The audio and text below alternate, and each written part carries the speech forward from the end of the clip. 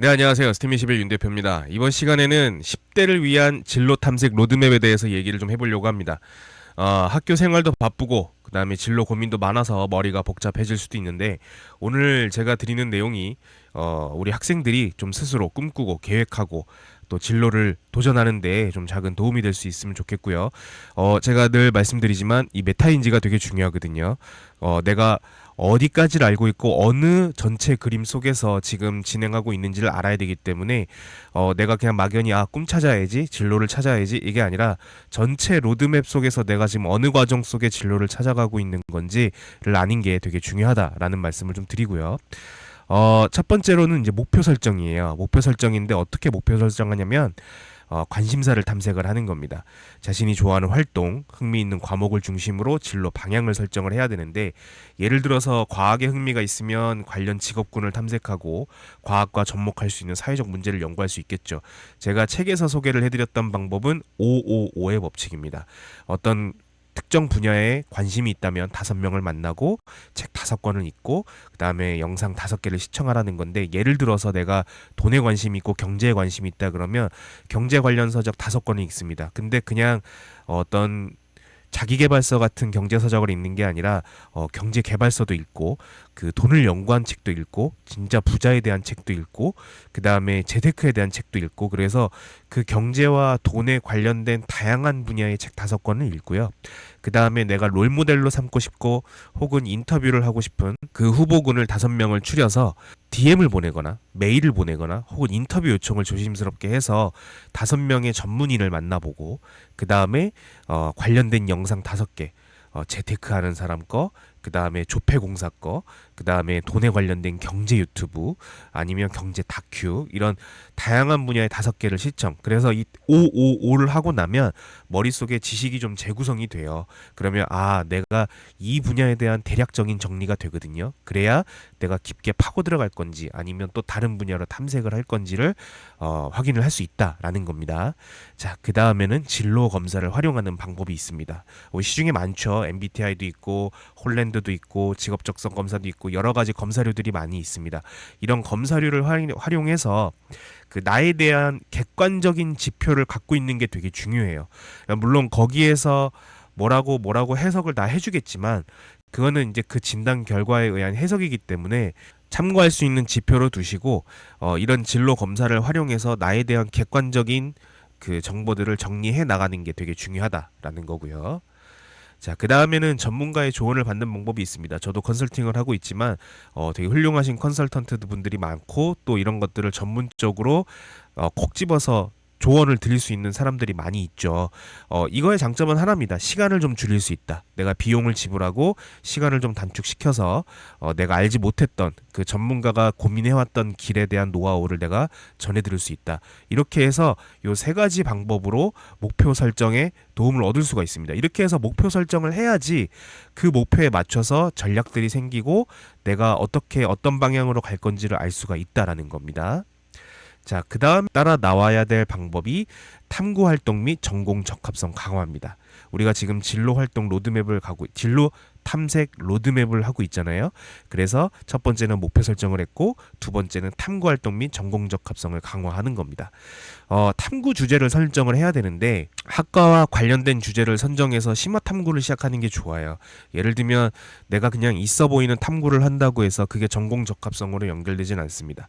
뭐 예를 들어 갖고 환경공학에 관심이 있다면 지역 환경 문제를 탐구 주제로 삼아서 프로젝트를 진행하는데, 이게 교과와도 연결이 되고 전공과도 연결이 되어서 기초 탐구부터 심화 탐구까지 이렇게 돌아가야 돼요. 제가 제 블로그에 그 탐구 주제에 대한 8단계 선순환 로드맵들을 계속 올리고 있거든요. 그 8단계가 이제 서울대 연고대 입시에 합격한 그 학생의 그 탐구 보고서를 제가 8단계로 구분을 해놓고 그 8단계로 계속해서 모든 주제를 적용을 시켜보고 있는 거예요. 그래서 그 시간이 되시면 저희 블로그에 와서 그 주제들만 쭉 보셔도, 그 서브 챕터들만 보셔도 이렇게 8단계로 선순환이 되는구나. 또 이것도 1년짜리 프로젝트가 있고 고1 때 시작해갖고 3년을 계획하고 가는 프로젝트도 있어요. 그래서 이렇게 탐구 주제를 선정해서 전공 적합성을 강화할 수 있고요. 그 다음에 이제 동아리나 연구 활동을 참여해갖고 내가 그 해당 전공에 조금 더 적합한 활동을 하고 있다고 자꾸 어필을 하는 거예요. 우리가 자동봉진이라고 하잖아요. 자율활동 뭐 이런 것들이 다 결국은 기록이 되기 때문에 내가 계속 어필을 하는 겁니다. 입학사정관한테. 그 다음에는 교내 대회 및 프로젝트 활동 역시 마찬가지로 내가 그런 관련된 활동을 하고 있다라고 어필을 하는 거고요. 과학 탐구, 뭐 인문학 토론, 창업 아이디어 이런 것들이 다 내 진로랑 관련되어 있거나 혹은 나의 강점을 어필할 수 있는 그런 프로젝트, 그런 교내 대회를 나가시는 게 좋습니다. 그다음 세 번째는 학업 성취도 및 학습 전략입니다. 쉽게 얘기하면 교과 전형을 준비를 하는 거예요. 우리가 대학을 가는 방법이 수시와 정시가 있잖아요. 이제 내신과 수능을 본다는 건 사실 정시를 준비하는 건데, 그럼에도 불구하고 이걸 해야 되는 이유는 수시로 간다고 해서 정시가 필요가 없는 게 아니잖아요. 그래서 우리가 최저를 맞추기 위해서도 이 내신을 유지를 해야 되고, 가뜩이나 이제 5등급제로 바뀌었기 때문에 등급이 하나 떨어지는 게 더 치명적일 수 있습니다. 그래서 이 내신과 수능 관리를 잘해야 되는 거고요. 이제 내신 성적은 특히나 대입에서 중요한 요소이기 때문에 주요 과목의 성적을 유지하고 향상시키는데 우리가 집중을 좀 해야 되겠죠. 그 다음에 수능을 대비해서는 고등학교 단계에서 수능형 문제 풀기, 시험 구조, 주요 과목 등을 가지고 내가 약한 과목들을 분석해서 전략을 세워야 되는 거고, 이거를 좀 자기주도 학습을 가지고 자기주도 학습의 원리를 가지고 내가 스스로 얼마나 학을 하고 있고 얼마나 습을 하고 있는지를 체크를 해봐야 돼요. 그 다음에는 핵심 과목 성적을 관리합니다. 주요 과목 국어, 영어, 수학, 탐구 중심으로 내신 성적을 관리하시고, 특히나 이과는 수학과 과탐 성적, 문과는 국어와 사탄 성적의 비중이 되게 높습니다. 제가 블로그 글에도 2026학년도 교과 전형 성공 전략이라고 해서 올려놨어요.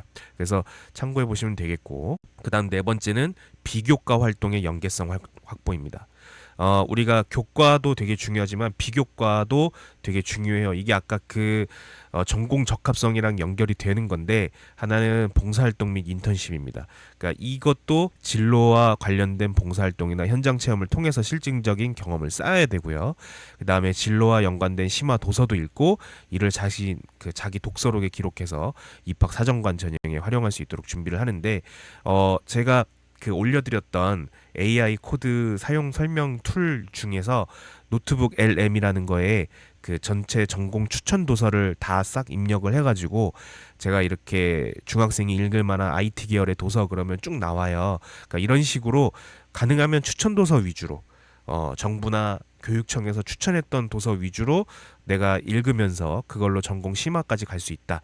아니면 주제 탐구와 결부시켜서 그 주제 탐구 과정에서 추천 도서를 읽어서 그것이 어떻게 심화로 가는지 이런 부분들을 좀 기록해 나갈 수 있으면 너무 좋습니다. 자, 그다음 다섯 번째는 입시 전략을 이제 수립을 해야 되겠죠. 우리가 원하는 대학의 전형들이 다 다르잖아요. 학생부 종합, 그다음에 수능 최저 학력 기준 등이 학교마다 다 다르기 때문에 일단은 내가 가고 싶어하는 상향, 그다음에 안정, 그다음에 하방 이런 것들을 다 나눠서 우리가 이제 정시 가면 가군, 나군, 다군 나누듯이 이런 거를 분석해서 맞춤 전략을 짜야 돼요. 예, 그래서 교과 전형, 종합 전형 이거에 대한 모든 로드맵을 일단 갖고 있는 상태에서 내신 준비, 수능 준비, 학종 준비를 다 하는 겁니다. 그래서 합격한 사례들을 한번 연구를 해보세요. 목표 학과에 합격한 선배들 사례를 참고해서 뭐 예를 들면 내신이 2등급인데 서울로 점프 성공한 케이스도 있고요. 그다음에 최저를 맞추지 못해서 내가 기대했던 대학보다 하방한 케이스도 되게 많습니다. 어떤 사례는 내신이 낮았지만 논술 전형으로 내신과 상관없이 상위 대학에 진학 성공한 케이스도 있어요. 물론 이거는 경쟁률이 매우 치열합니다. 그래서 이런 다양한 합격 사례들을 갖고 있어야 내가 어떤 상황이 닥쳤을 때 나한테 맞는 케이스에 맞춰서 준비를 할 수 있다라는 거죠. 거기에 이제 수시 정시 균형을 좀 맞춰서 해야 되는데 내신과 수능 준비를 병행해야 돼요. 왜냐하면 둘 중에 하나를 우리가 완전히 하나에 몰아줘서 준비하는 건 위험 리스크가 너무 큽니다. 난 이거 안 하면 재수할 거야 그러는데 우리가 재수가 그렇게 쉽지가 않아요. 우리가 그냥 고3일 때 수시로 갈 수 있는 학교가 내가 재수해서 갈 수 있는 학교보다 더 좋을 수 있습니다. 그러니까 그 지원 카드 구성을 잘 고민을 해보셔서 예를 들어서 내신 2.7등급의 모의고사 100분위가 85%다 그러면 여기 지금 화면에 나와 있는 것 같이 수시는 6장을 어떻게 쓰고 정시 3장은 어떻게 쓸 건지를 내가 미리 좀 고민을 해보는 겁니다. 이런 로드맵을 갖고 있어야 되는데 우리가 학생들이 공부하기 바쁘니까 보통 어머님들이 하시잖아요. 그러면 최소한 이 정보가 공유가 될 수 있도록 해주시면 됩니다. 이제 마지막 여섯 번째는 실전 면접 대비를 해야 되겠죠. 자기주도 학습 경험과 진로 탐구 과정을 중심으로 구체적이고 진솔한 내용을 작성하면 되는데 이거 보시면 됩니다. 이거 특목고 자서고 자기소개서 작성법 되게 잘 나와 있거든요. 요거는 그냥 열어서 보시면 돼요. 네, 그러면 되게 도움 많이 받을 수 있으실 겁니다.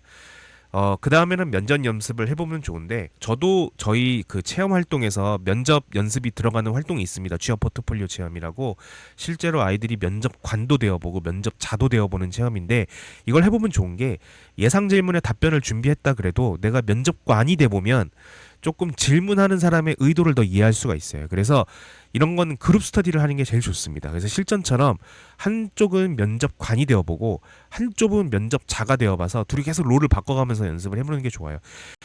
대답하는 것만큼 중요한 게 질문자의 의도를 파악하는 건데, 질문자의 의도를 파악하려면 질문자가 되어보는 게 제일 좋습니다. 자, 마지막으로 추가 팁 몇 가지를 드린다면요. 포트폴리오를 관리를 하세요.